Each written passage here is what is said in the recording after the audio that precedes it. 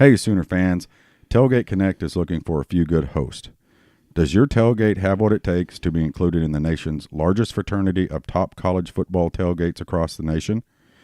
Do you enjoy meeting new people, sharing stories, beverages, and food on game day, all while making some cash? Is your tailgate as big a part of the day as the game itself? If you answered yes to any of these questions, then Tailgate Connect is for you. Go to www.tailgateconnect.com and click on Become a Host, and Tailgate Connect will reach out to you and get you squared away.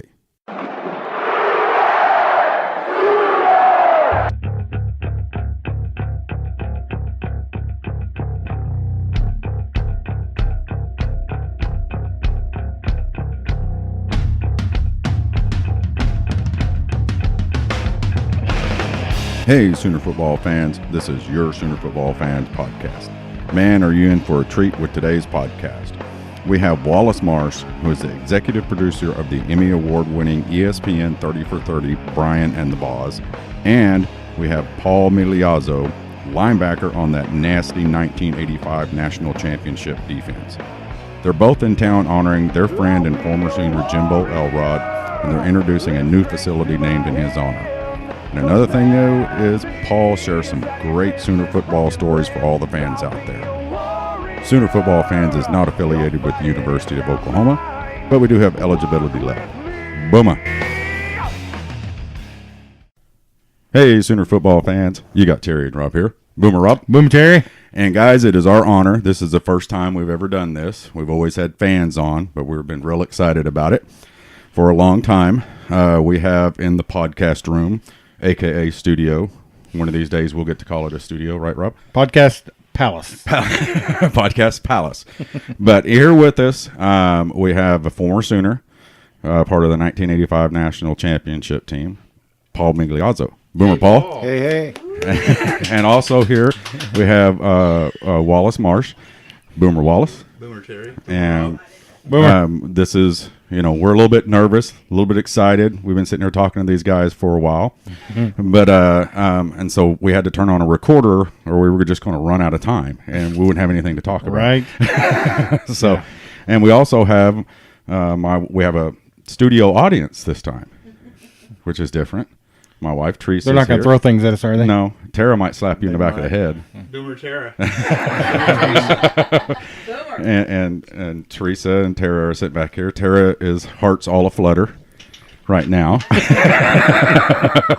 So, but anyway, first off, guys, thanks a lot for being here. Thanks for coming in. Thanks for having us. It's our pleasure.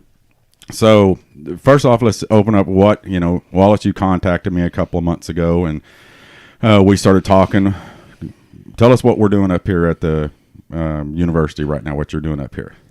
Unfortunately, we were all really great friends with the late, great Jimbo Elrod.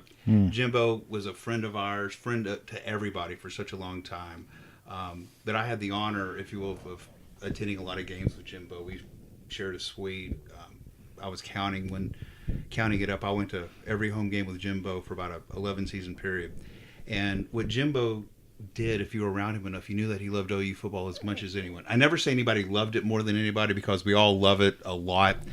But Jimbo also, he was a wrestler. That's how he got his start. He started off in youth wrestling, and Jimbo actually, when it came to his recruitment, he wanted to go someplace where he could play football and wrestle. And Oklahoma fit the bill for him. They allowed him to do so. And Jimbo loved wrestling. He was a all Big 8 wrestler at the University of Oklahoma, won a national championship. But being around Jimbo, we always noticed and saw how Jimbo attracted the former wrestlers as much as he did the former football players. He loved, Paul, you'd agree? Absolutely, yeah. He was one of the first crossover athletes. And at the time, he won a national championship in both sports. So wow. It's cool. Not only wrestlers from his era, but kids, much younger. Kids that weren't born when he was in college that still knew who he was and, wanted to be around his legend, as a Sooner. And so when he passed away, we thought, how could we honor our friend Jimbo? We didn't really think about it. It came to us pretty quick, do something with wrestling.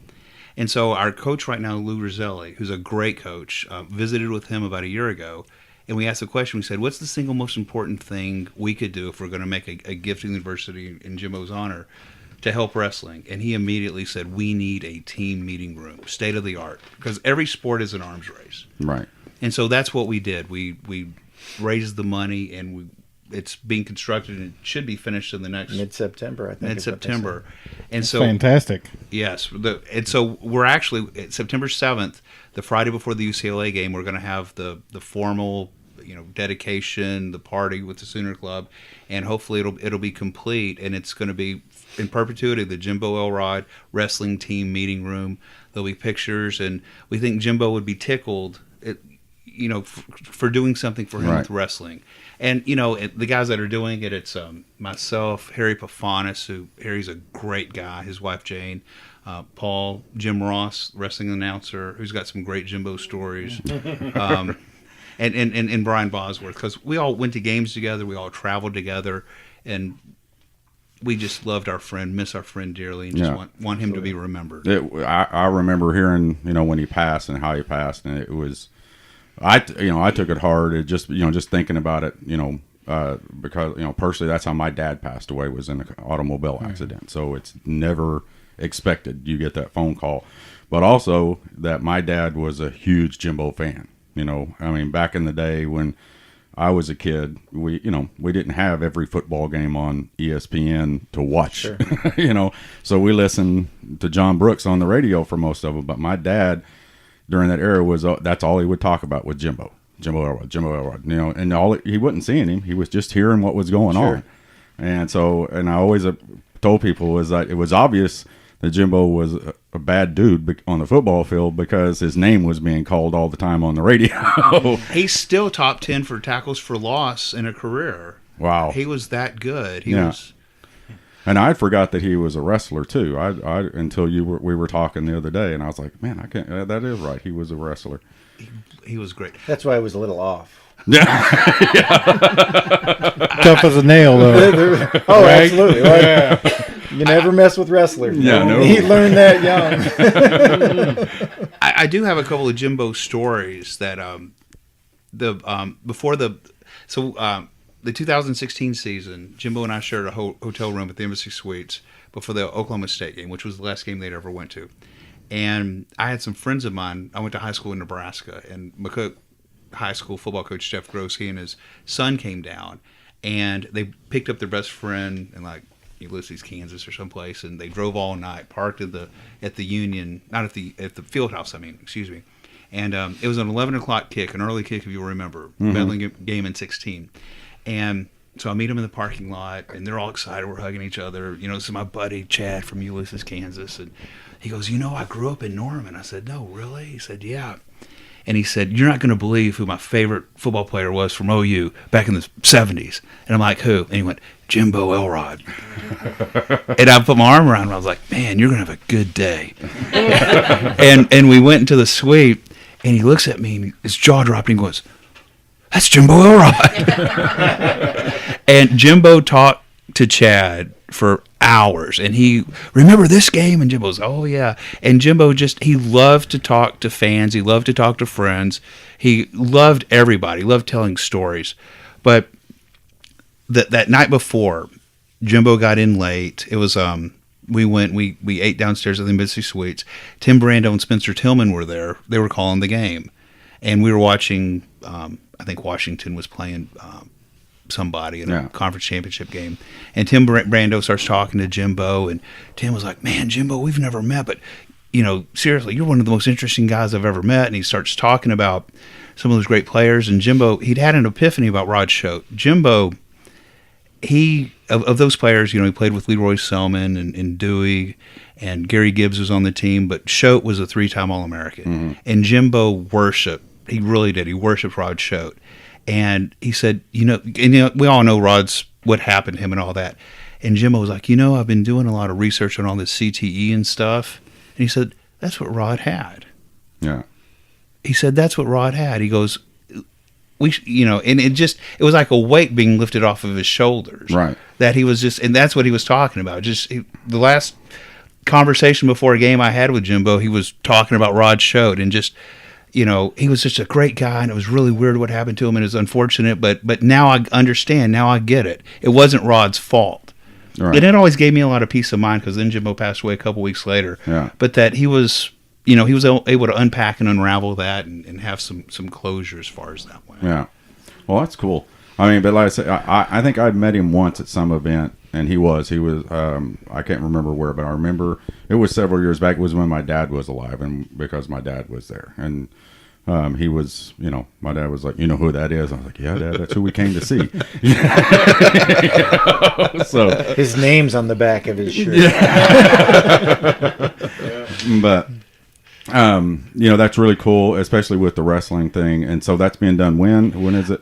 September 7th is going to be at the Sooner Club. That's when it's sort of invitation only for people, but we're going to try to get some publicity. Paul was actually on James Hale's radio show today. Okay. The whole point of the publicity was just to put the spotlight back on Jimbo. Yeah.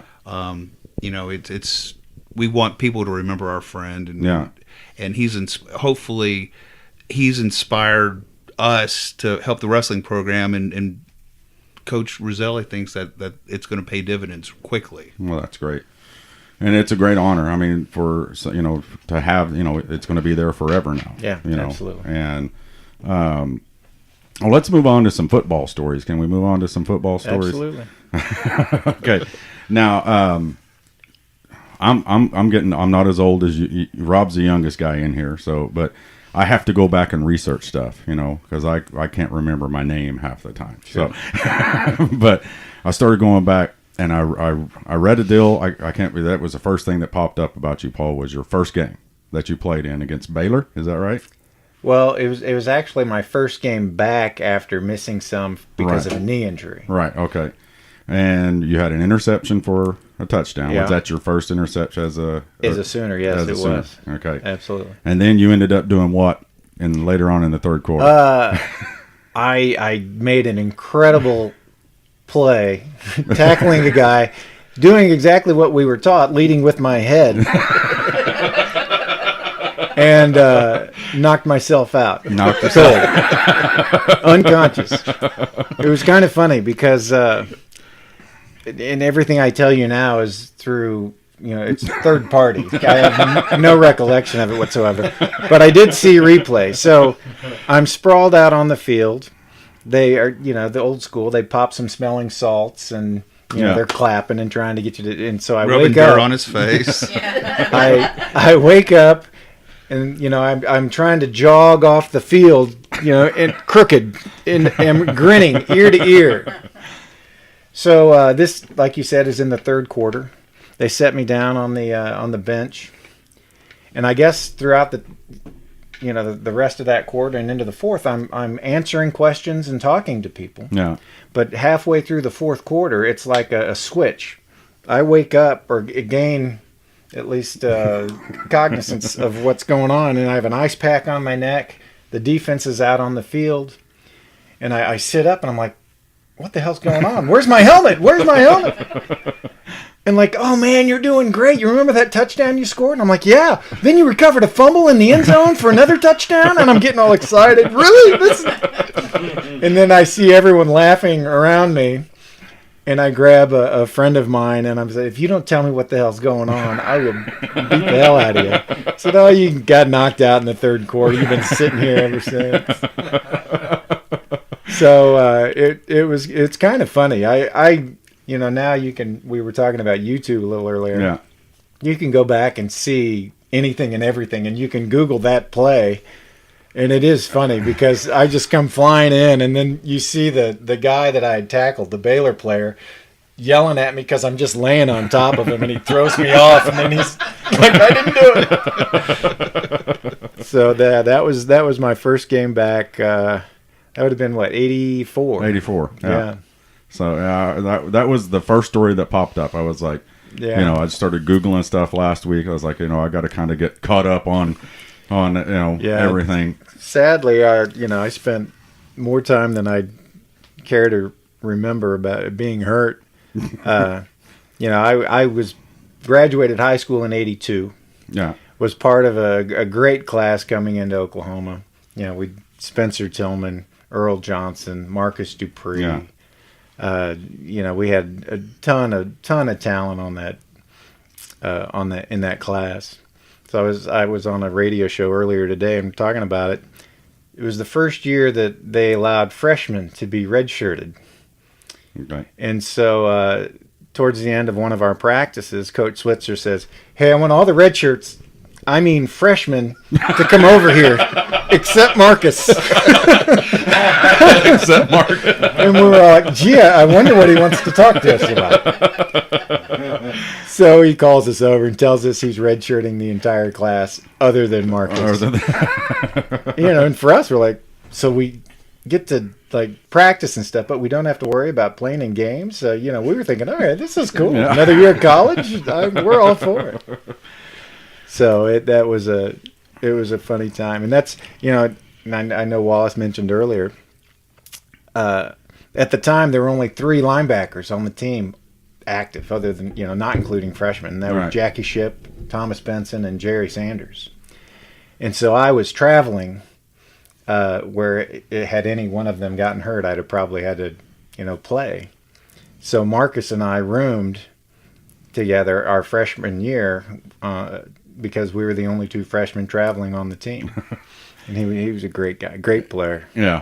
Incredible talent. We didn't realize how tall he was until we were standing Just a huge at one of Sterling's high school games. We were like, man, he's tall. He was just thick. He was. And again, I mentioned Thomas Benson because Thomas Benson was one of the first guys I ran into when I show up my freshman year. And, he was built like Adonis. He's 6'3", 240 pounds. I think he had a 28-inch waist. I mean, just huge.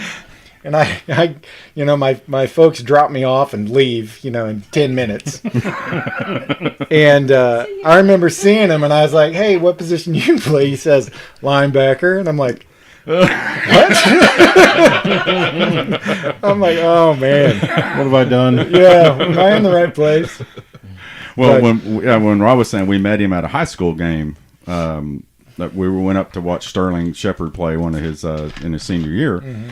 And it's after the game. We're on the field, and we're working our way over to Sterling, and I see Marcus standing over there, and Rob's a little bit away from him. I punch Rob in the arm. It's like, dude, that's Marcus Dupree, and he's massive. Yeah. I mean, he's huge.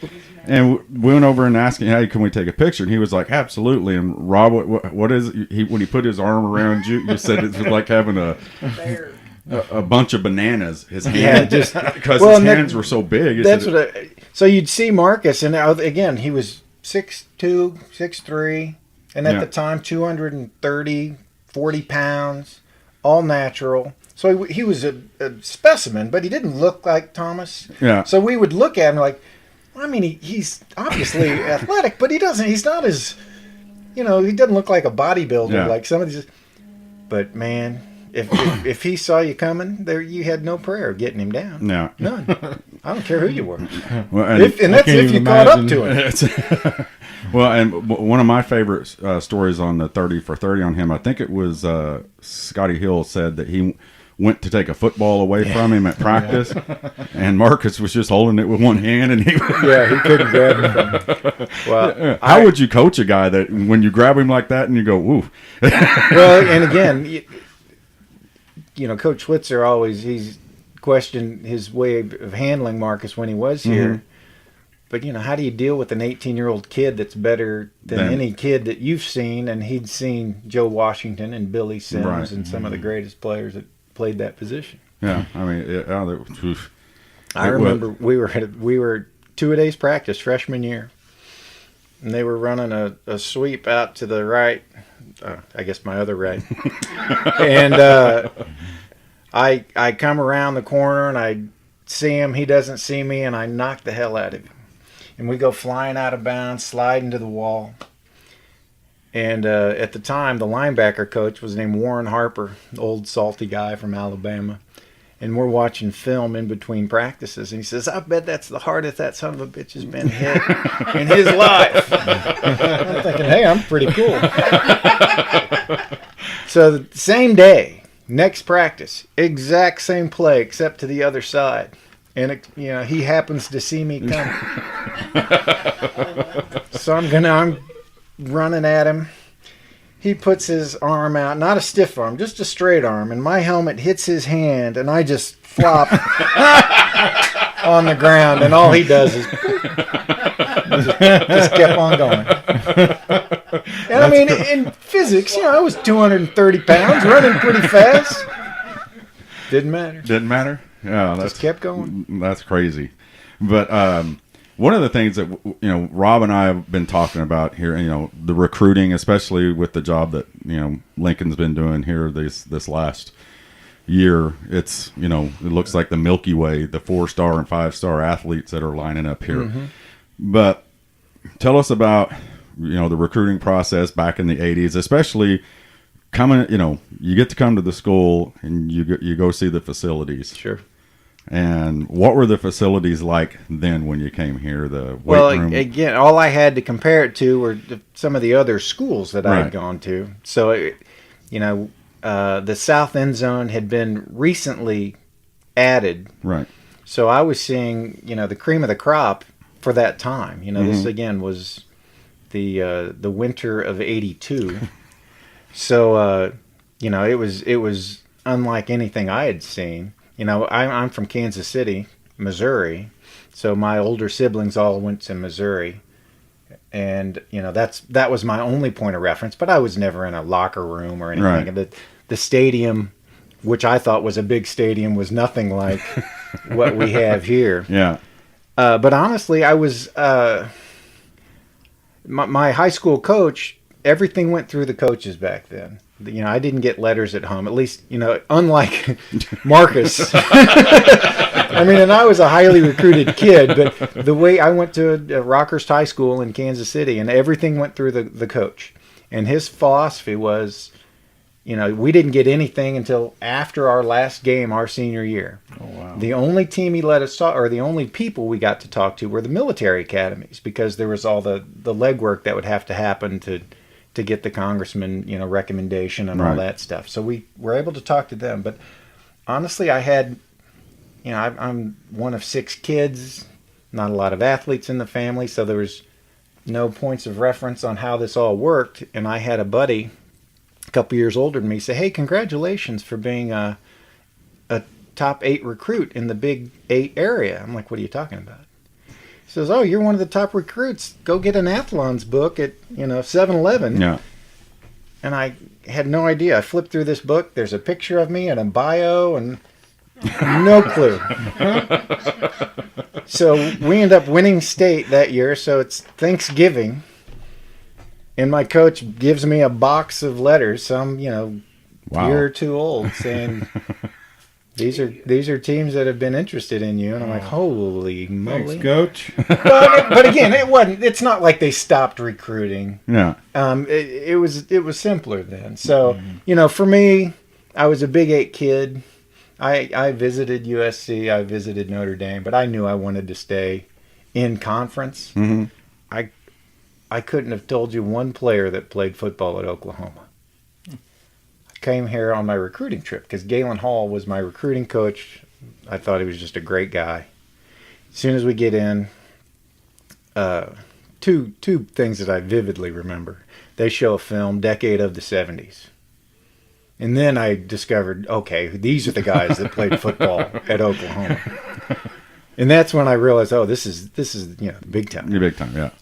The Selman brothers, Yeah. Billy Sims, Joe Washington. I mean, it was just name after name after name. And only then did I realize the scope of, okay, this is where I want to be. But also, when I mentioned we won state in high school, Coach Switzer gets up and he says, we want you to come here and be a part of us playing for a national championship every year. Or you can not come here and watch us play for a national championship every year. That's fantastic. So I was like, well, all right. That's And, there are only a handful of teams that could make that pitch. Yeah. So I went to Nebraska a few weeks after that. And, Tom Osborne is well-respected, super guy. But, Coach was just, our personalities were more suited for each other. At least his style. It's not like, playing defense. We didn't see Coach too often anyway. Yeah. But, the way he ran the program and the guys that he had here, it was a slam dunk for me. I knew I was coming here on my plane ride home. Wow. So, but how recruiting has changed now where, I call it, they have Huddle, the website Huddle, which is Facebook for football players. Yeah. They put these bios out there and their films and all this stuff. And then just come at you when and now it's 16-year-old kids coming in here and to these facilities. But it always blew my mind because there were 16-year-old kids that were on the B team in high school that developed into some of your best players as seniors. It just always seemed crazy that they would make commitments so early to some of these kids. But again, I know what Huddle is, but the parents and the kids are the ones doing the recruiting almost. Yeah, they're publicizing themselves. When they create highlight films. Yeah. Now you better look pretty good. Sure, a couple of Jakey Sandifer recruiting stories. Absolutely. So Jakey Sandifer was a great friend of ours. Jakey played for Oklahoma in the 50s, Breckenridge, Texas. He lived in Abilene, and when Oklahoma was recruiting Jack Mildren, Coach Switzer and Jakey were great friends. And Switzer would fly into Abilene Wednesday night, Thursday night, stay there all day, Friday for games. Basically lived at Jakey's house, would have dinner with the Mildrens at Jakey's. And Jakey, back then you could do that. Jakey invested in Coach Switzer and, in Jack Mildren. Jakey had a King Air in that great recruiting class in 1975. Part of the reason Jakey always felt like we got that, and we're talking about Cumbie and Daryl Hunt, Thomas Slott, Kenny King, Billy Sims, was that Jakey Sandifer provided his pressurized King Air to fly recruits because Daryl Hunt, who was a great friend of ours, God rest his soul, passed away in 2010, was afraid of flying. And Jakey sent his King Air to Odessa, Texas, and flew Daryl in a King Air 22,000 feet above the bumps. And got him to Oklahoma. That'll spoil you. But, I just think it would be interesting. We were talking about before we started recording, like, Rob said, it doesn't, the new locker room, the new facilities, it doesn't smell like a locker room. Yeah. It's not, we went to Dallas 2 years ago. We took a guys trip down to watch the Rangers, and we did a tour of the Texas Stadium, Jerry's World. And the whole time we were doing the tour, the guy that was doing the tour was like, "When we get down to the locker room, you're going to see the locker room. You're going to be amazed at the locker room." It's imported Afghanistan mahogany wood, and we get down to the locker room. I mean, Rob are sitting there looking at each other like, it's all right. It's all right. Because it just looked like a locker room with fancy wood. Fancy wood. I mean, they were square wood locker rooms. And we're like, this ain't nothing compared to what's, 2.5 hours north. It's crazy how. Well, and I think each iteration just goes that much further. I mean, the stadium is. How old is it now? 2009's when it opened. So it's almost 10 years old. Well, Paul and I went on a tour of Texas A&M Kevin Sumlin. That was 2014. Yeah, 3-4 years ago. And it was a great facility in 2014, but our facility now tops it, hands down.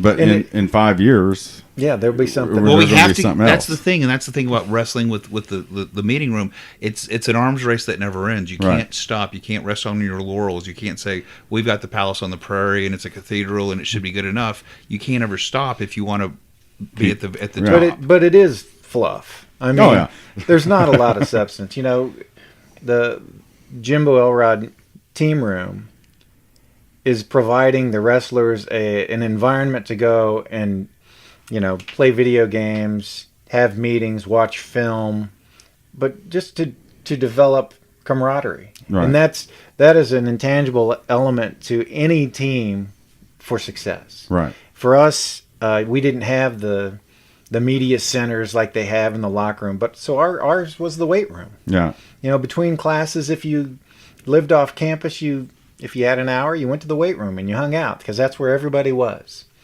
And that the meeting space at the wrestling center is going to provide that for the wrestlers. But, I have a daughter that graduated from Oklahoma 2 years ago. My youngest is a senior now at OU. And I hate that, this is old man talk now, social media is the least social thing in the world. So this gives them an environment to where, they can be together and try and develop some of those bonds that will really help develop the strength of their program. Right. Yeah.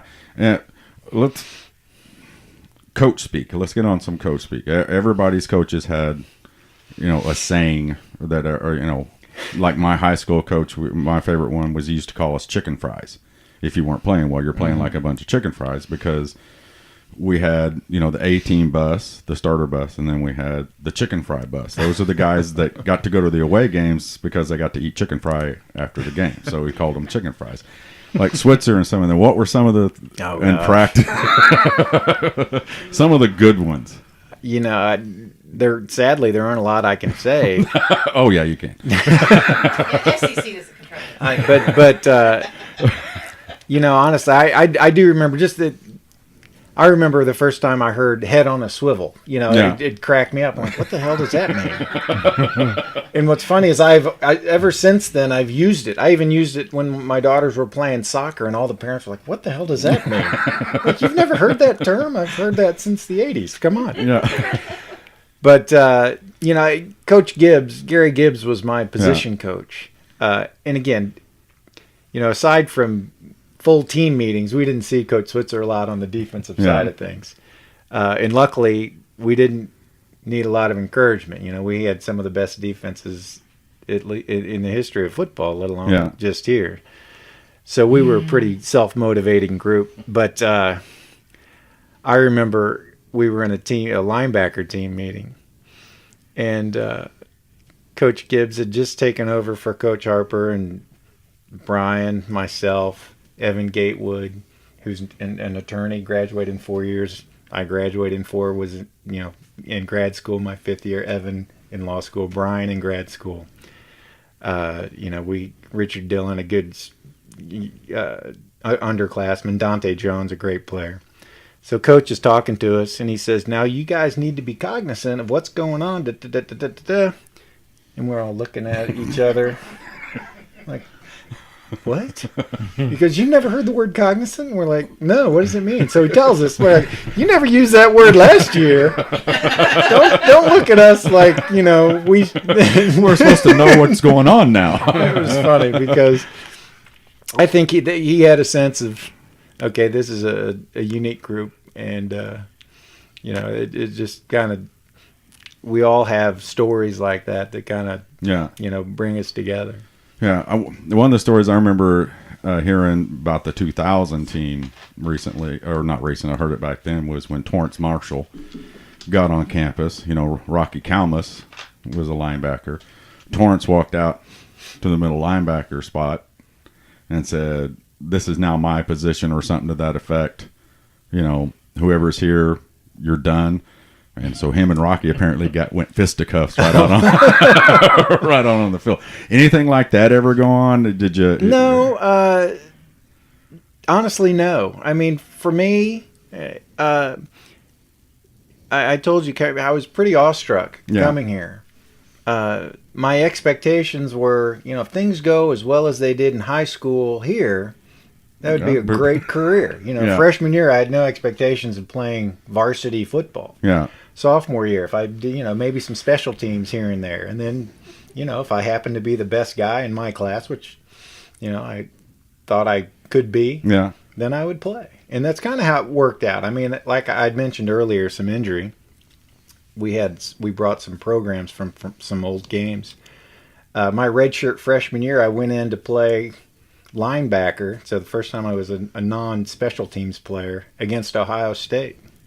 And they were stacked. They were a talented team. Mike Tomczak was their quarterback. Keith Byers was their tailback. And they had a guy named Von Broadnax, who was a 270-pound fullback. Franks was their tight end. But Byers was a big tailback, too. not the caliber that Marcus was, but Keith had a great pro career. So all week, Big Bad Vaughn's coming at you. He's not going to cut you. He's going to run you over. So I you remember weird things, and so I'm playing linebacker unexpectedly, and I hear that in my head, and they run a draw play, and I take a false step and attack the line of scrimmage, and here comes Big Bad Vaughn. I'm gonna, and right then, chop, cuts me. And this was after being in a few series, and I was flying around playing on adrenaline. My first knee injury. Really? On that play. I get up and my knee keeps giving out, and I'm like, what the hell's going on? So I stay in for the next play, and then I jog off the field, barely able to hold myself up, and I was done for 6 weeks. So you worked all week long on standing him up? in a cover. I've never forgiven Coach Gibbs for that. No, I hated it. Could we talk about Paul's teams, though? Yes. Played for national championships at 84, 85, 86, and 87. Yeah. And a lot of that was defensive driven. The 86 team gave up 81 points for the entire season. But like in 84, ridiculous. Paul, you've told me about, what you thought was the defining moment for 85 and 86. We were a young team in 84, especially on the defensive side of the ball.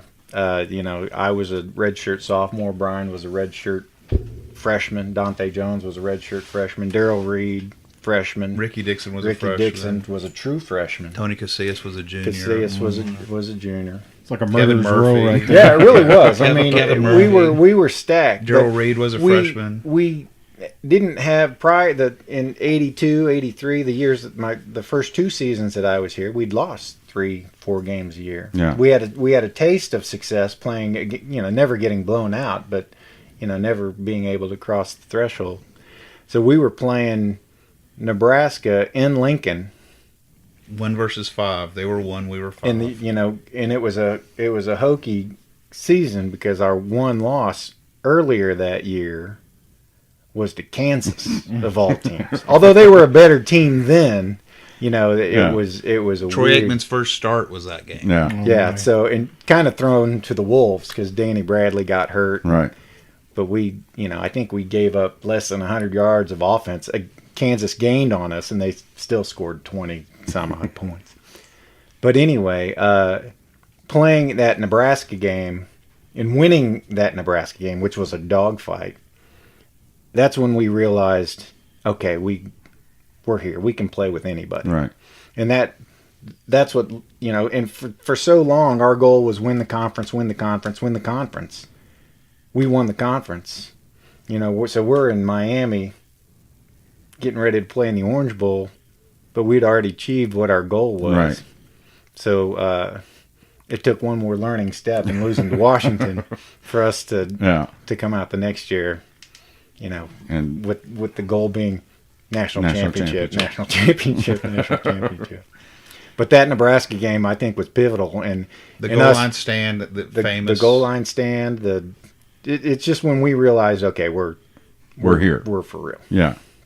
And y'all definitely were because, even now, everybody, especially us old folks, we compare everything to back then. It's like, this is what we did. And my son, Caleb, who does a podcast with us sometimes, he only goes back to comparing, to 2000 or to the 90s. Sure. And it's funny how the generations change like that, because us, we sit around and talk about the greatest running backs in Sooner history. Okay, there's a Google gaggle of them. There's thousands of running backs. So how do you pick? And you go through. Mine and Rob's is honestly Marcus. I mean, it's too bad he.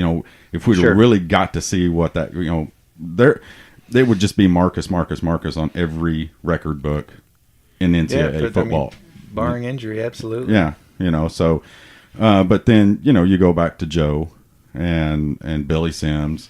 Greg Pruitt. Yeah. And that's Greg Pruitt averaged 9 yards a carry. Right. And that's what Joe Washington actually put on our Twitter when we put it out there. He was like, hey, guys, what about Greg Pruitt? I was like, dang, sorry, Joe. Well, and there's still, Steve Owens and right. they're, And then, but this generation, Tommy McDonald. Yeah, the generation now, it always reverts right back to Adrian, which there's a good argument there. He had a great season. DeMarco. Unfortunately, he was injured his other 2 years. Right. And Quentin Griffin is now forgotten because he's an ancient old man. Yeah.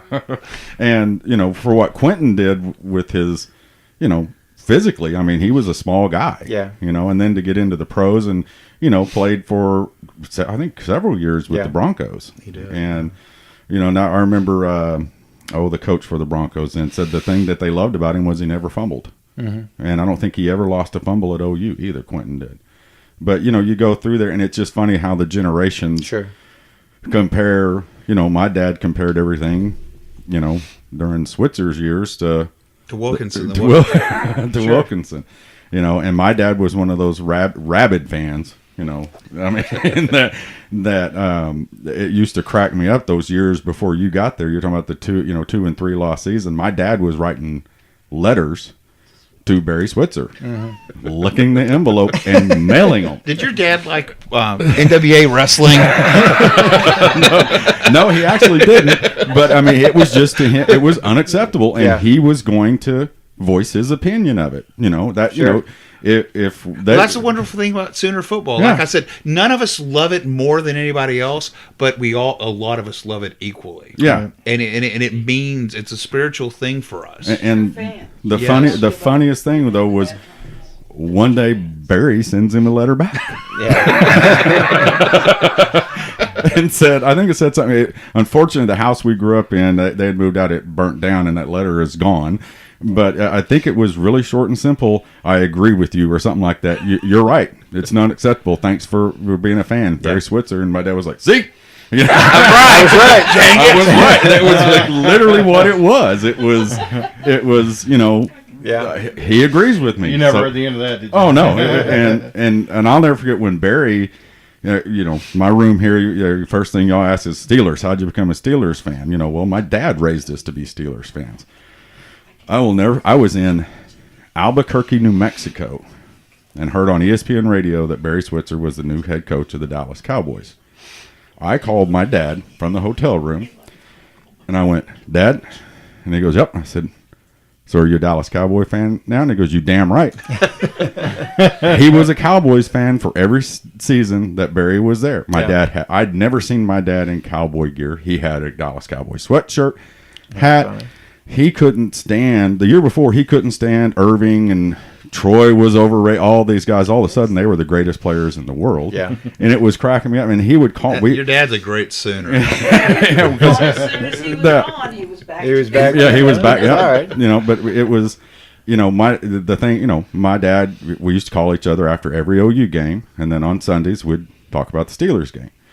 And, but I would call him on Sundays to talk about the Steelers games, and he goes, "Boy, did you see that Cowboys game?" "Dad, I don't like the Cowboys." "Well, Barry's there." "I don't care."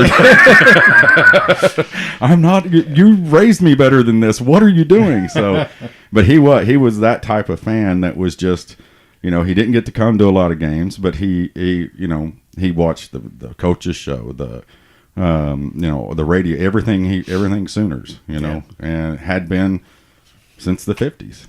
You talking back to Jakey Sandiford, Jakey raised the money to put the Barry Switzer show on in Dallas, Fort Worth, just so that Texas kids could see it, could get the exposure to the Barry Switzer show. Yeah.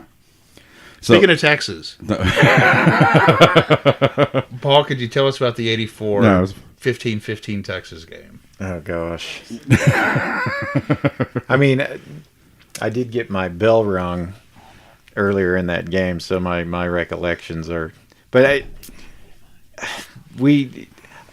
remember pieces, I remember I referenced getting my bell rung. It was kind of funny. Sidebar. We would, there was always a higher demand for tickets than what we had. So I had my brothers in town in Dallas, and I had given them jerseys, old jerseys. So they were 3 Migliazzos on the sideline, 2 of them without shoulder pads. One was wearing a white jersey, another one had a red jersey. So in the fourth quarter, during the drive where Texas ended up coming down and kicking a field goal to tie, the number 1 team in the country kicking a field goal to tie a game. I make a play on a tight end. There's a pass. He catches it. I tackle him. He fumbles. We recover the fumble. But I got my bell rung. So I get up, and I'm kind of groggy. And I see Coach Switzer on the field yelling at the officials, yelling it's a fumble. Then I see my older brother even further on the field yelling at the officials. I'm like, what are you doing? Get out of here. You know, it was just the weirdest thing. But it was just crushing. I mean, I'm sure they were celebrating in their locker room a tie as a victory. Yeah. We were distraught. Yeah. Because, you know, we truly felt like, you know, we were the better team. And, you know, time proved us correct. Right. But well, the one thing, Oklahoma is always the better team when Texas. Well, it just we run out typos. of time. Yeah. But Remind everybody how great Andre Johnson was. no, tremendous talent. I mean, and it was so we. I guess there's kind of a process. So we tie that game. We come back. Well, kind of a sidebar again on Texas. Used to be that there was no school the Monday after OU Texas weekend. So in 1983, we lose to Texas in the Cotton Bowl. That's the last game Marcus Dupree played in. Oh. But no one discovers that Marcus is gone until Tuesday because we didn't have anything going on Monday. So the next season they said, all right, because they used to let us stay in Dallas, and then you just make your way back however you could. But the next year is like, you guys have to come back. So we would fly back, get off the bus, walk to our cars, drive back to Dallas, and then drive back the next morning for film wearing the exact same clothes we had on from the locker room in the Cotton Bowl. But back to Andre, he was again another young cornerback who had the talent to be a first round draft pick. So it was the next week we barely beat. Here, help me out, Iowa Wallace. State? Barely beat Iowa State, and then the next week we lost to KU. Yeah. And it was after that KU game, the KU loss. Or was it after the Iowa I State? think it's after the KU game. Yeah, we got back to Norman, and he and Keith Stanberry, who was a senior, tremendous. Who actually intercepted the pass against Texas. Against Texas in the end zone. We're in a horrible car wreck, and neither of them played another down. Wow. But he was a sophomore. the anchor. Wasn't He was a freshman? sophomore that year, but he was the anchor on the 100-meter, 400-meter relay teams in Texas. He was just He a would have been tremendous covering athlete. Michael Irvin in 85 and 86. Yeah. He was a 6'3", 200-pound cornerback that could run down anybody. Well, they called that interception incomplete, right? Out of bounds. Yeah, out of bounds. He caught it, and then he slid out of bounds slid in out the of rain. bounds for like 12 yards. Yeah. Well, there was a whole series. So the fumble I'd referenced earlier, that play, I mean, it was just a series of. The fix was in. It was bad. Well, Texas fans, on Twitter and stuff, they always, harass Sooner fans when you see a lot of them that get into the discussions about certain plays. Last year's Texas game, there was a big discussion about it because Obo was just getting, I call it prison rape the whole second half. They had him, collared by the shoulder pads, pulling him down from behind. Everybody in my living room, and you could hear people in the stands yelling, hold, and it was just constant. And I don't care what anybody says. I know I'm a Sooner fan, but it seems like every time that game goes on, there's something. Those refs were grossly negligent. Yeah. Last year, yes. They were grossly negligent. Almost as bad as they were in 1984. Yeah. And one of my favorite pictures of any Sooner is the one of Obo after that game of him on his knees. And, he is covered in mud and sweat. And it was a hot day. He's covered in mud because of all the dirt. And he was exhausted. And I said, it's not just that he gave 110%. He gave 110% with 300-pound guys grabbing him all day, all afternoon. It was horrible. And it's just like, the 84 game. It was – they weren't going to let that happen. It's and again, it all builds character. Right? Depends on what kind of character. Do you remember the shirts they did after that game? And I remember being a little kid in the shirts because my dad had one. It was the refs with black glasses on, the white canes. The three blind mice kind of. Texas are upon you. Yeah. There were signs. So I was a freshman in 1985. When I came to school here, seriously, there were still billboards up. OU 15, y'all remember this. OU 15, Texas 12, refs 3.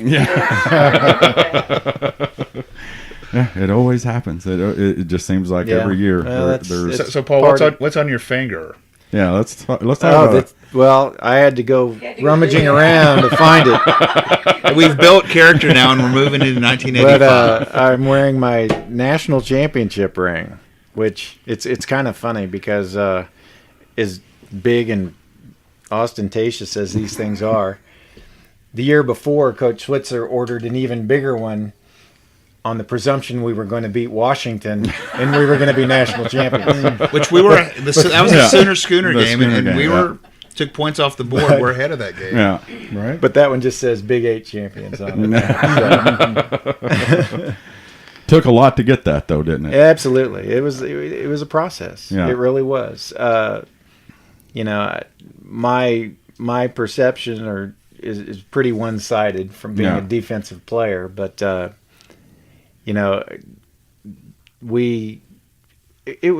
it started in 1982 for me. Yeah. And that group of kids that came in, and there was kind of a rededication, new leadership group, a new way. I mean, we worked harder and harder and harder than anybody, and our expectations, we kind of touched on this. It wasn't just to win; it was to not let the other team score for defense. And for the offense, it was score half 100. Right. And so I didn't care if we were winning 49-0. If you were a second-string player or a third-string player and you're going in, that 0 stays on the board. That was an expectation. So that we never had an issue. I mean, we played some good teams, but we never had an issue of effort or being lackadaisical because our goal was always to never give up points. Right. Yeah. And your defense was always better than number 67. Right. Yeah. Which is what we were last year, by the way. Yeah. Yeah. No, I understand, but it's a different game too. I mean, we in the Big 8 back in those days, it was not run only, but it was run mostly. Run a lot. So, and we were one of the first teams that put some pretty darn fast, good athletes on the defensive side of the ball. So we didn't get outrun to the sideline. If we ever, when we would get bored at practice, Coach Switzer would get mad and say, "Okay, ones against ones," and we'd like, "All right, let's do it." Wow. And they couldn't run on it. Shut your own offense. That was a weird season though, because the season opener was supposed to be SMU, and it got moved to December. We opened against Minnesota like September 28th, if you can believe that. Yeah. It was back. SMU was still super strong, and they were expecting them to be a top 5 team. So they moved it to December, expecting maybe a 1-2, type of matchup that which would have been close to the last game of the football season for the country, not just us. But everybody always freaked out because when the season started, we opened against Minnesota at the Herbert Humphrey Metrodome. They had already played a couple of games, and it's our season opener, and we beat them 13-7. Yeah, it was close. Earl Johnson had a big game, correct? And was Lou Holtz was the head coach. Yeah, so I mean they were better than what you would had thought for that time. I mean he was a very effective coach, and they were a pretty good team. But Troy was our quarterback. Yeah. And then the next week we play Kansas State. I think we beat them by a lot. Then Texas is 14-7, but Tony got hurt, didn't he? Yeah, he got hurt, but I don't remember how they scored, but they didn't spend a lot of time on the other side of the 50. Yeah. I mean, even though the score was close, the game wasn't close. The game wasn't close. Then the next week was our home opener, which was like middle of October against Miami. And Troy was like 10 for 10 that game. Mad. We were moving the ball on offense, and once he got hurt, I was talking about the athleticism on the defense. Miami had that kind of athleticism. Mm-hmm. And Jamel had to come in. They kind of went right back to the wishbone because they were running a hybrid offense with Troy. Right. Keith Jackson, a little bit of option. Thrown 5 passes to Keith. Yeah. Keith had 5 receptions. Derek Shepard caught a touchdown pass. Yeah. Troy had a 49-yard run where he stepped out of bounds. But what could have been with Troy, right? Oh yeah, because we were moving the ball. Wallis and I are on the same. We're on the same page. We think had he not gotten hurt, we still win a champ. We probably win that game. We're undefeated in '85. We win the championship then. And again, who's the only other team that beat us the next year was Miami, and the year after that was Miami. Yeah, and we believe. But I think it was because they could match up for a one-dimensional running offense. Right. But with Troy Aikman at quarterback in '86 and '87, with Keith Jackson at tight end, you've got speed. You had some dimension. Jamel would have played. Jamel was so good. He would have played some. Yeah. Thrown the ball in anyway. That's just everybody talks about what if. We think if Troy stayed. Yeah. We win in '86. We win in '87. I don't think anybody could argue that one. But and that's the thing. Talk about the Nebraska game in '85. We're talking about defense and shutting out Nebraska. Yeah. I've got a picture. We were playing in Norman. I think it had been, I don't know how many years since Nebraska had been shut out. And we are beating the crap out of Nebraska. So fourth quarter comes around. Our offense, I think they're even playing some second-team kids who are talented players. And the quarterback, Eric Mitchell, I believe, was the quarterback. Great athlete. And back then you couldn't advance fumbles. Yeah. Once they hit the ground.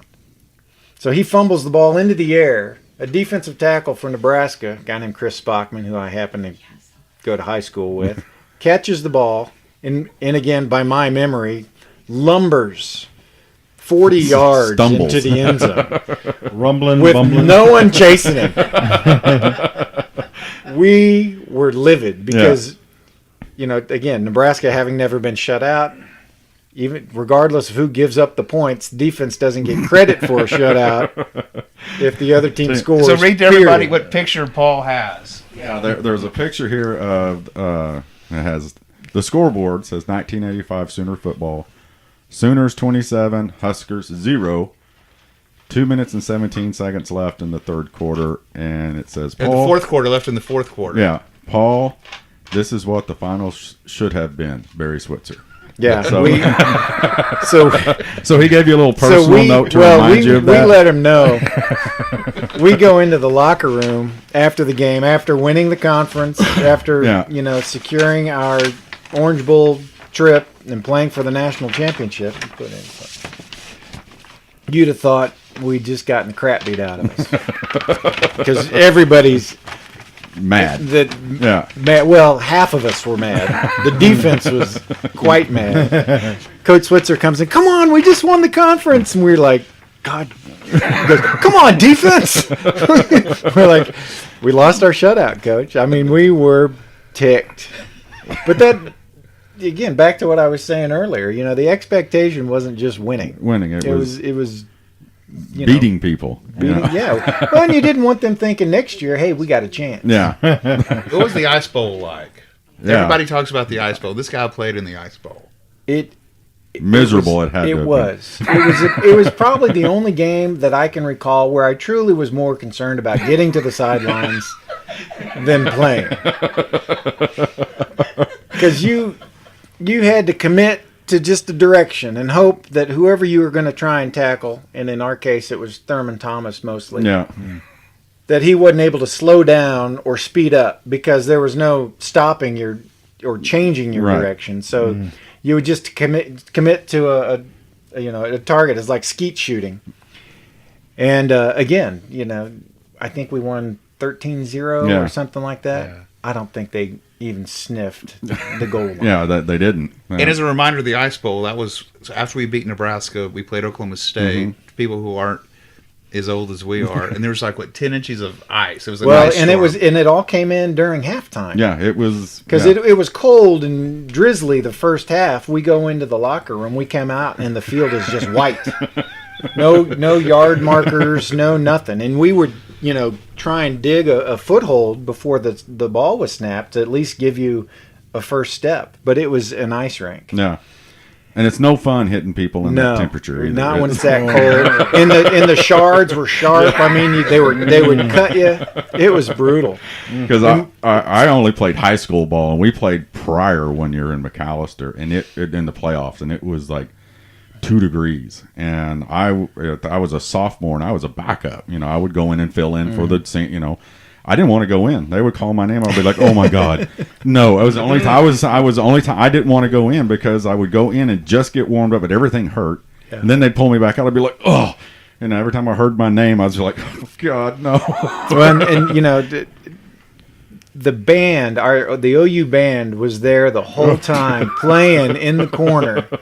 I remember running down there. I mean, they had to have been frozen, but I give them tremendous credit for sticking out the whole game. Maybe they locked the bus. I don't know. They deserve a lot of credit. So just and again, an extension of that same night. So the visitor locker rooms are generally pretty bad. Yeah. So we're in showering, and every part of you is frozen, and the draining system in the shower is for nothing. So you're standing in 6 inches of water. And then all of a sudden your feet start to thaw out, and they hurt, and everyone's you had nowhere to go. You're trying to shower, and it was awful. We just wanted to get the hell back to Norman. It was horrible. So 85 national championship game. Yeah. I mean, what was that like? Penn State, the whole. Again, regrettably, I broke my leg in the first half of that game, but. And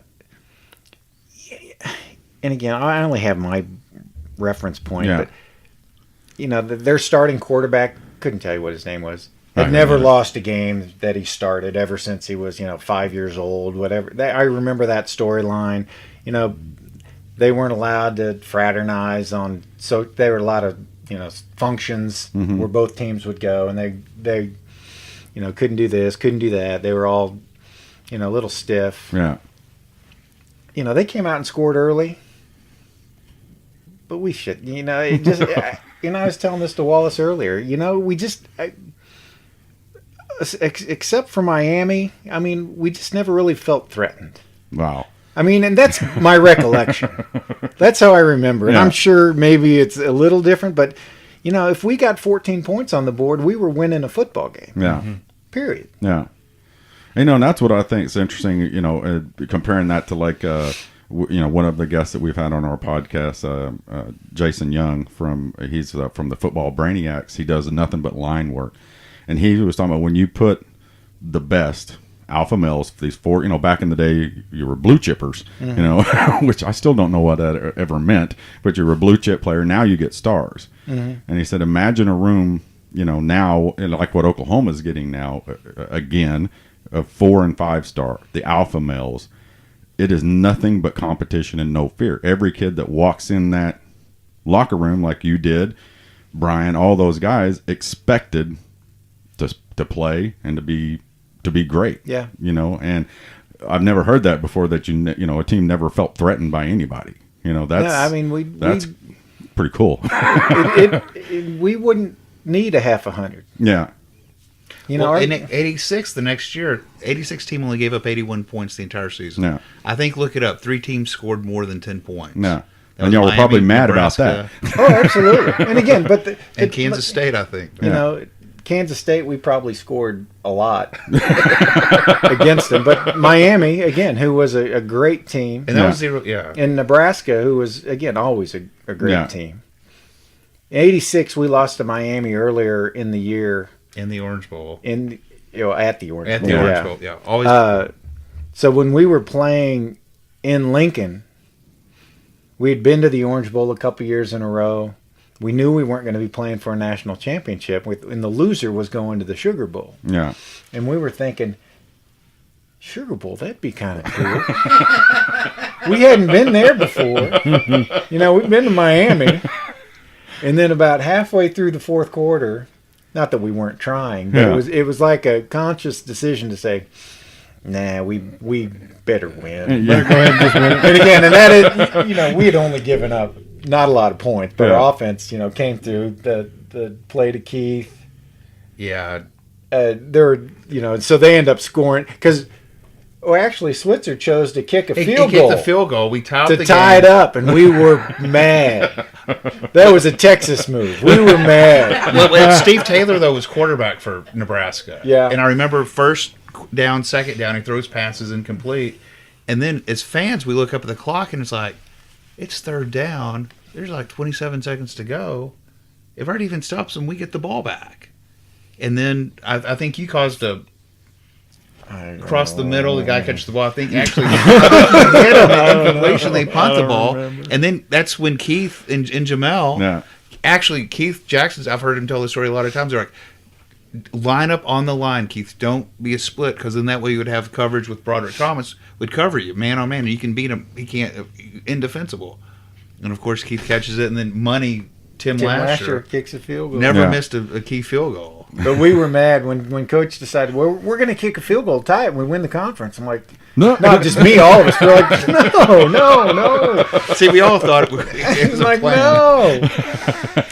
And, it shows he didn't listen to us, did he? Yeah. So let's transition into another thing here real quick. It's my understanding that you created the haircut that somebody else made famous. No. No, come on. No, not at all.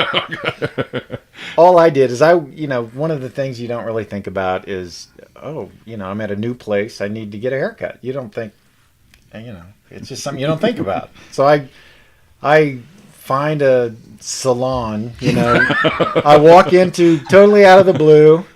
And Kansas City boys don't go to the barber shop. The gal that works it, Camille Benzo was her name. Her dad owned Othello's.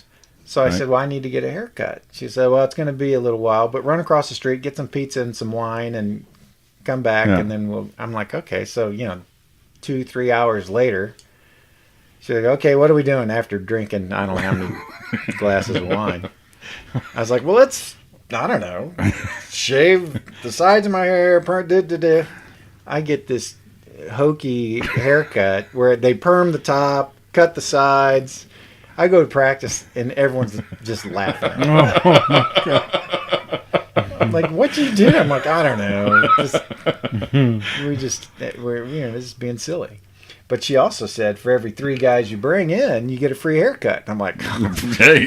Yeah, I'm never paying for another haircut. So I had not only Brian, but every other guy going to get a haircut at this place because, it was the 80s, and that was kind of the beginning of, that's how we expressed ourselves. Yeah.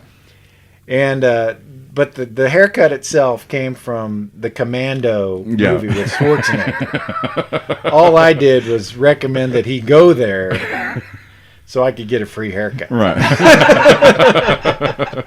And then as it evolved, we would go weekly to get lines cut in our hair and whatever. So, but it was it's to today kids get tattoos. Oh yeah, Where a haircut lasts a few weeks.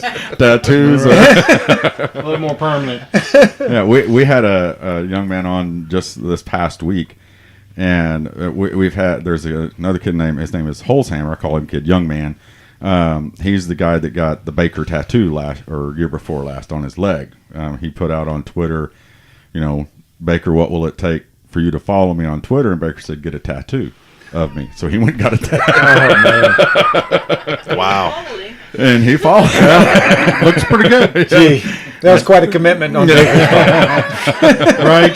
That's a true fan. Yeah. Well, this young man it was on the other night, he's sitting right where you are, Paul, and he's like, well, I got a tattoo. And he pulls up his shirt, and it's Sooners across the top of his chest. Just like the jersey. Just like the jersey. All right. And I'm like, yeah. Hey. I mean, and I said, who was the Alabama quarterback that had that crazy tattoo across his chest? Was it A.J. McCarron? Karen, yeah. Dude, I mean, come on. What is Yeah. I don't know. I was trying to figure out the same thing. Sound like somebody is, but Somebody's vibrating. but anyway, what's it like?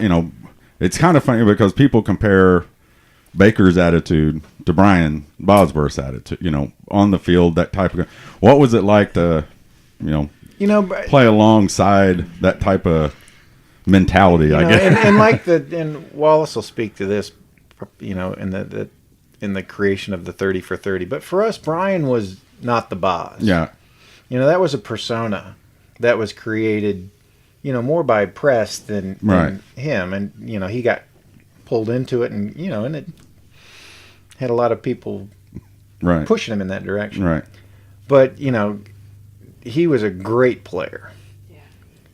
But he was just one of us. Yeah. He was Brian Bosworth. He was the guy that showed up wearing Wranglers and tight T-shirts and,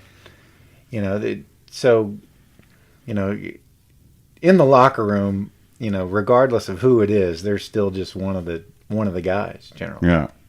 So, it's our perspective is a lot different than what you would have seen. Yeah. I'm sure it was and it was great as a teammate, great as on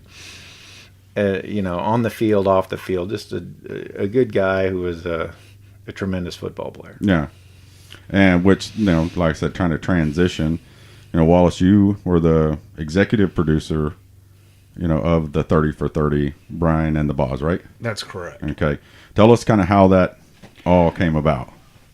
Well, I was a freshman here in '85, just to go back to Brian. And, that defense, Tony Casillas, second player taken in the first round of the draft. Tony Casillas was probably one of the greatest defensive linemen in the history of college football. Ricky Dixon, who's probably going to be in the College Football Hall of Fame. Ricky Dixon, that team was just stacked and that team was just loaded. But as a fan, as a student back during that era, the thing that I always remember about Brian is against the number one teams in the country, he had 15 tackles. He had 23 tackles against Miami. Brian, he played the number one team in the country 3 times, and he had his biggest productive games. And that's the thing. When the money was on the line and Paul was there, Brian, he somehow found a way to just outdo himself every week. And so I was in school and I was a part of all that. And, I would argue that name a better college football player than Brian. Yeah. I got nothing besides him. And Jerome Brown is really good. But I got to know Brian over the years. In 2008, I was in Miami. Actually, 2009 is the 2008 season with Spencer Tillman, and we were at the Fontainebleau, and Charles Thompson and Keith Jackson were all talking to them, and Brian walks up, and Charles Thompson, the way he is, he pats Brian on the butt and starts giving him a hard time because somebody who didn't have Brian's numbers had just gotten elected to the College Football Hall of Fame. And, as a super college football fan that I am, I looked at Spencer. I'm like, Brian's still not in the College Football Hall of Fame. And he goes, no, man. And I'm like, man, that T-shirt just lasts forever, doesn't it? Mm-hmm. And so Spencer and I had been working. I was the chairman of the Bear Bryant Awards. And actually that year, Barry Switzer was getting the Lifetime Achievement Award, and we were getting a lot of former players to come back. And so I was with Spencer and a lot of the guys, and we're like, you know what? I mean, if people knew that there was a difference between Brian and the Boz, they would view him very differently. And so I started trying to talk to Brian, let us tell your story. Let us do something to get everything out there. Now, imagine this, though. This is 2009, 2010. How do you do that? Right. How do you do it?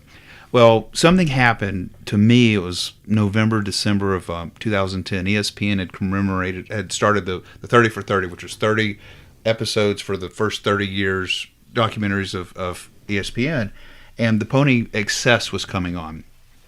And I was actually at a basketball game and had access to a TV, and I knew I was going to hate it before it came on because I was kind of familiar with the SMU story, and I thought they're just going to butcher it. And it came on, and the way that they did it, I was captivated. I watched the entire thing.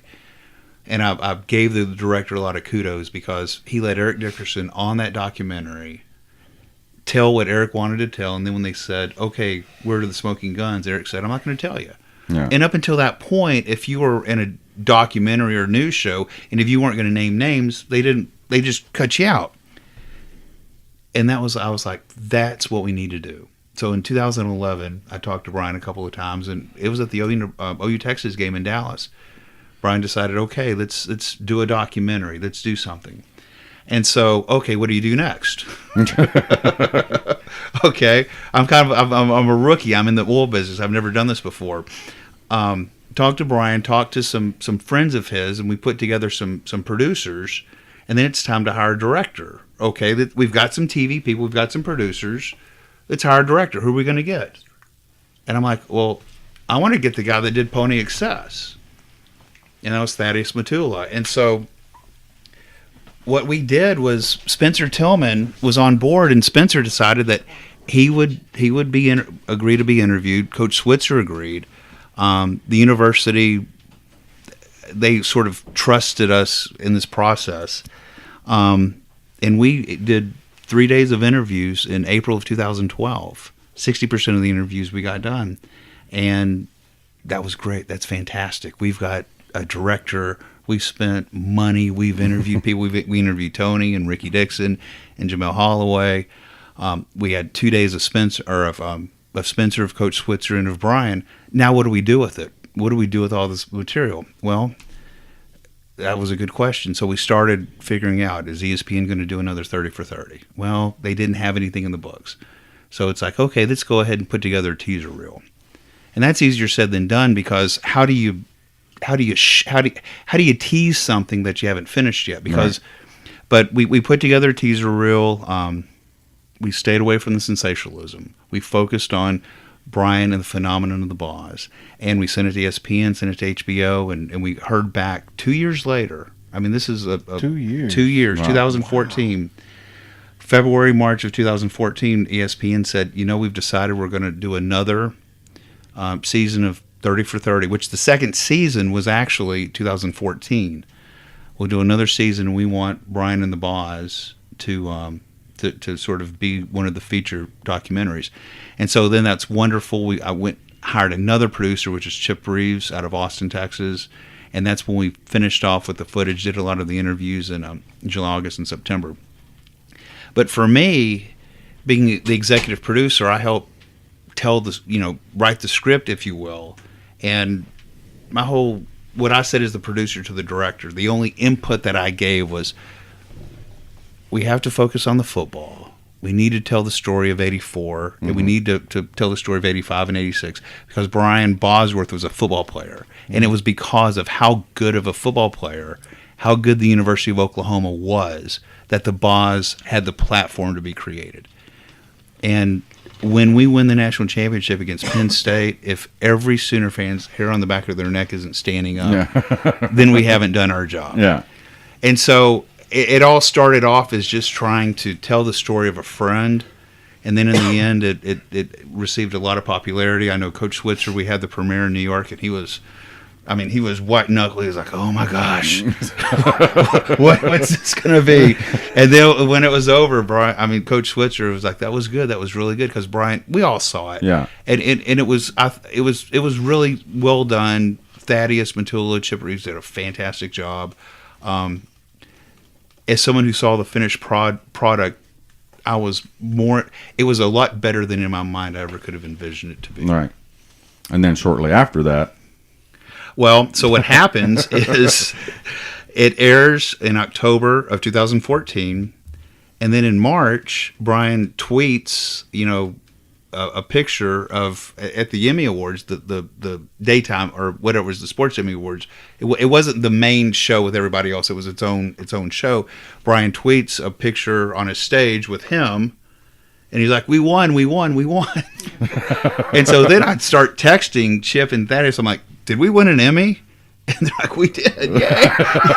and so then joking, I'm like, "Well, am I going to get a trophy?" And they went, "Yes." And they went, "Yes." And actually, I brought the trophy, and so I've only shown it to like 10 people in my family, my brother, my wife, my kids, my brother. I showed it to everybody. Well, what does a 50-year-old guy do? He was happily married to. So here's my want to see Miami. Kramer did on Seinfeld. Yeah. But it's one of those things in life you never imagine that you're Right. gonna, I'm gonna grow up and I feel that it was, the reason it won is because we waited till the right time to tell the story. Brian, born again in 2012. Mm-hmm. So when the story came out, we had the finish. Brian had come to resolution, and the whole thing with his son Max. What was the only production, air quote production, that we did was Mr. Bosworth passed away in 2010, Foster, and Brian was right. He saved everything. He had hundreds of boxes, and Max, his son, had never seen a lot of that, and Brian just couldn't make himself go through a lot of those boxes, and so the production team, we went through the boxes, found the material, and we put it all into like 10 or 15 boxes. So when Brian and Max were going through it, Max had never seen a lot of that, but with Brian, we just numbered it. Yeah. And we didn't tell him. He didn't think the T-shirt existed. Really? He thought that it was destroyed, and we didn't put it as number. We didn't box it like towards the end. We boxed it in the middle. And so when he opened the box and saw the T-shirt, when you see the shock, he really was surprised. Yeah. Because he didn't think it existed. Wow. So, but that was and I don't know how much the documentary had to do with it or not, but interesting enough, it did. It aired in October, and then in January of 2015, Brian is elected to the College Football Hall of Fame. Yeah. And so it's just, the whole motivation was Charles ribbing Brian about the College Football Hall of Fame, and then sort of the, him getting in after that was sort of a... Well, it was fantastic.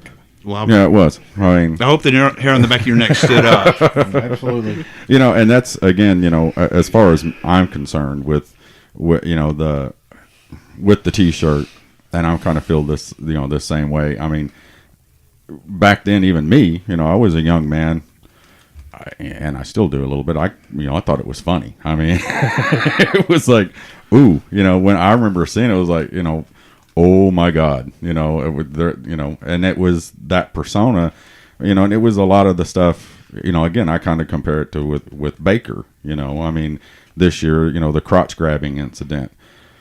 It's football. I mean, there's a lot there's a lot worse been done and said, and he even said it on his interview just a few weeks ago on ESPN. Yeah, he shouldn't have done it, but it's.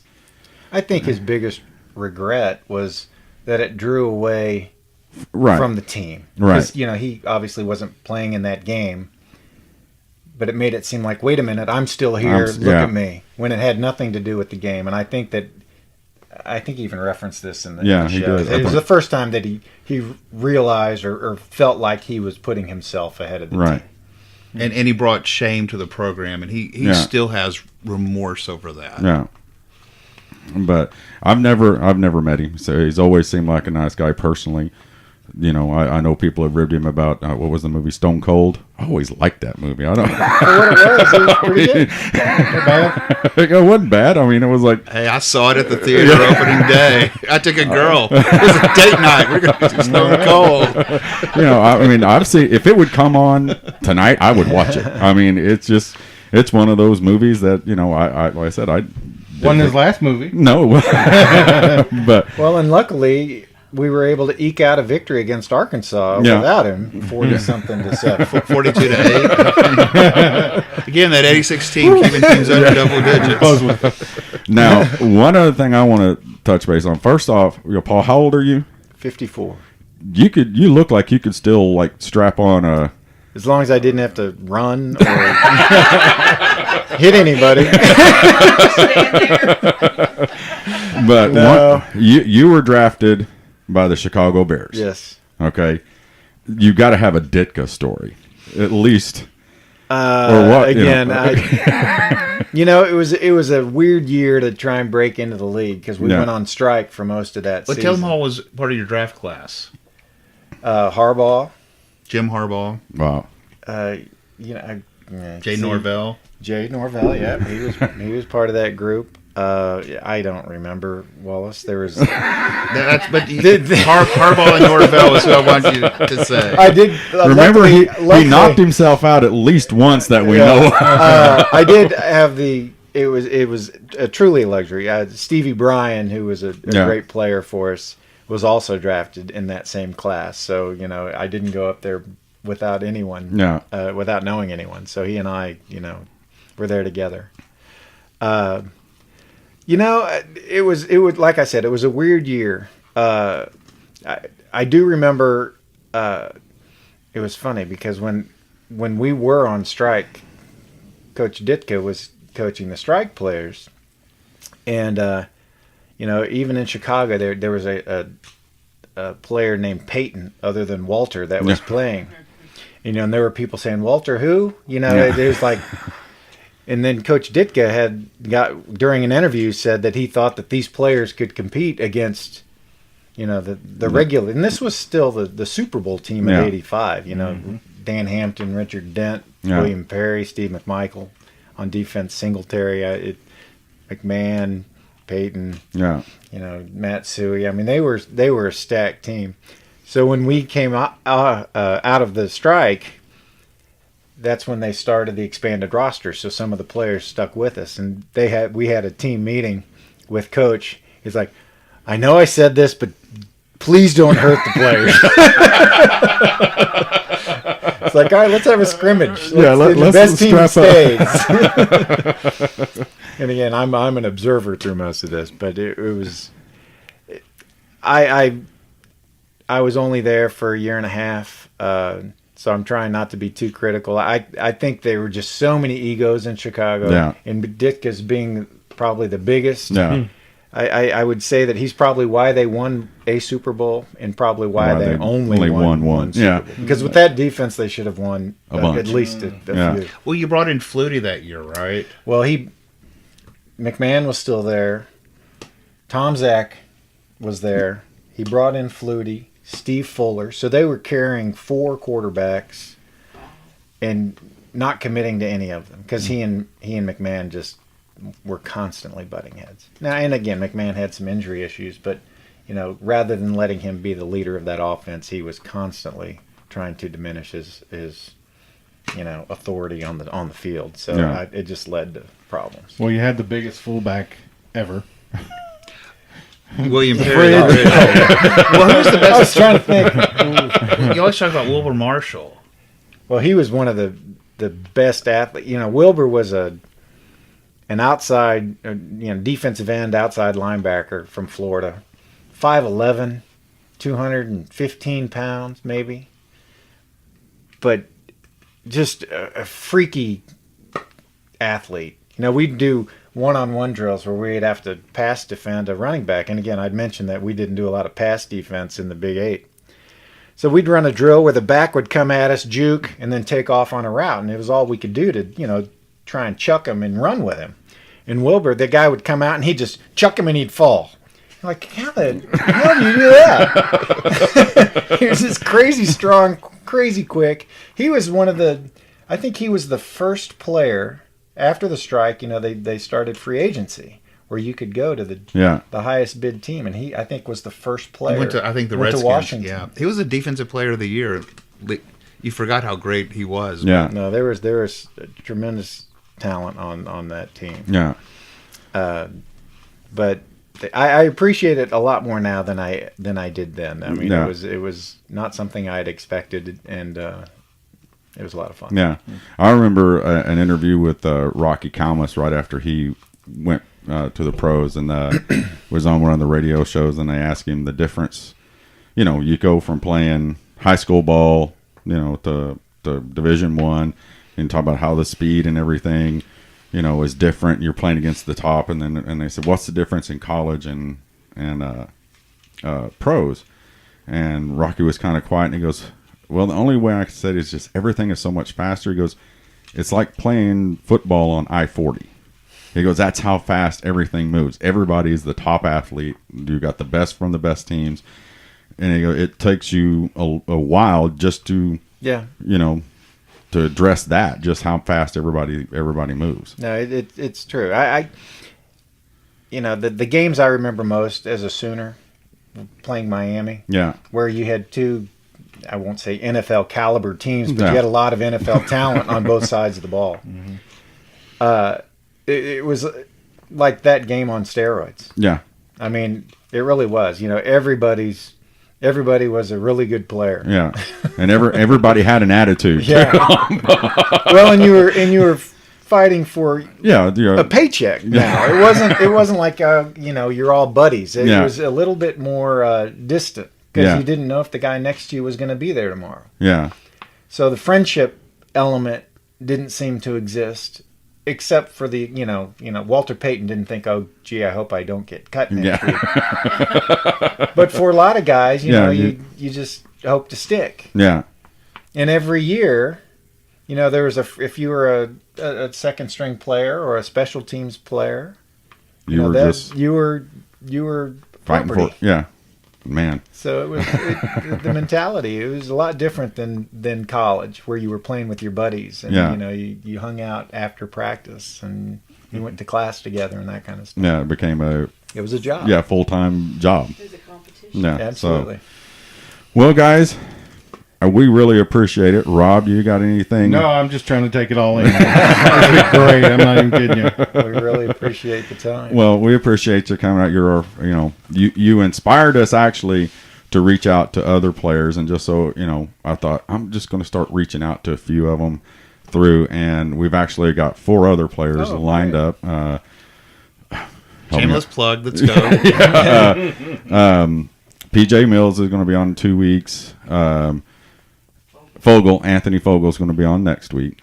Rufus Alexander is going to be on, and we're waiting to hear back from Marcus Dupree. He said he would come on. I just got to go through. I can't think of her name, but waiting on an open date with him. Just share that photo that you and I got. I'm sure he'll remember us. Yeah, Remember the banana fingers, right? Like when his hand wrapped around my shoulder, and I'm not a small guy. I was like, oh my god, Marcus got some mitts on it. Yeah. Marcus takes the whole couch. Yeah, he's a big boy. Yeah, but again, he was super nice. But guys, he's a great guy. Yeah, we really appreciate it. If there's anything, is there anything that the Sooner fans can do as far, with the Jimbo deal, the locker room? Just remember Jimbo Elrod's all that I ask. And, the wrestling coach at OU, Lou Rosselli, is a great guy. And if you just go to the wrestling matches and support the team, he's building something special there. And right now is an opportunity to get, it's sort of like getting a stock tip. Yeah. OU wrestling, I'm giving you a stock tip. This guy is going to compete. Those guys are going to compete, and they're going to start winning. And their goal, they've won 7 national championships. Their goal is we're back and we're in the hunt. Well, and they play in the field house. Oh yeah, they wrestle in the field house. It's a great setting, intimate setting to watch. It's wrestling and volleyball. Honestly, it's great. It really in my opinion, we love wrestling. Our kid wrestled. The big one that was in here a while ago, when he was littler, it is the best bang for your buck at the University of Oklahoma, in my opinion. It's exciting when we're in school. Fun to go to. You're right there. When you were in school, national championship, I was here with TJ Sewell and God rest his soul, Joe Reynolds, national champion. And it's exciting when you're there live and in person and you can see it. It's and so that's even if you don't know thanks for anything letting us about talk wrestling. Jimbo Yeah, Elrod. You know, It's cool. It's fun. The cool thing that I like about what you said, of what you're doing with the camaraderie you're Mhm. trying to make of that, people don't realize, with football, it's a team and it's always doing things on the field. Wrestling, it is a team, but it's an Sure. individual team. Yeah. That's what makes that so cool, Yeah. because you're bringing them together in a team. That Environment. Yeah. is- Well, and again, Wallace talked to Coach, and he's, where can we make the largest impact? And he said it's creating this Yeah. team That or is- this team room, That's because the most awesome thing. it gives them a place to. That's what we'll do then. to go in. And that's Because he's right. Yeah. Because with the wrestling, you see that. You know it's an individual, because they're the only one on the mat. Sure. But if you don't work as a team together Yeah. to have that camaraderie, and that is the best thing you could ever do. Yeah, That's so but awesome. again, I love going to the football games. It's great, but I'm telling you, if you haven't been to an OU wrestling match, it is your best bang for the buck. You're right there on top of it. it's exhilarating yeah. at times when your guy's going to stick a guy and you've got that ref down sliding sliding on the mat and he's sliding and you see everybody in the stands, and then that doing hands up, this. and then when it hits the mat, it's exhilarating. Yeah. It's Everybody- that whole place, and you hear it hit the Yeah. mat, and it goes. But you see all the people in the stands, trying to get out of a move or trying to, you see them like, oh, get him. So Hopefully, somebody that's listening to this podcast right now will YouTube Vision Quest, great movie. and it's beat shoot, right? To shoot Walking up the steps with the log on it. Matthew Modine. Exactly. Yeah. Again, we just aged ourselves. So So I always wondered how come a drifter never came and stayed at my house when I was in high school. That looked like that. I'm just saying that didn't happen to everybody. and you lived your parents, you lived alone, right? Yeah, You- I lived alone. Your parents lived he lived in Mangum by himself. You never had a It's because you didn't wrestle. It's because you didn't wrestle. We didn't have wrestling. when my senior year, when I was playing football, we had 17 kids on the team. and two of them was Rob. Yeah, pretty much. So, but anyway, once again, guys, appreciate it. And that's the podcast for today. And we'll catch everybody next time. Boomer Rob. Boomer Terry. Boomer Paul. Boomer. Boomer Wallace. Boomer, guys. Shouldn't I say sooner? Either way.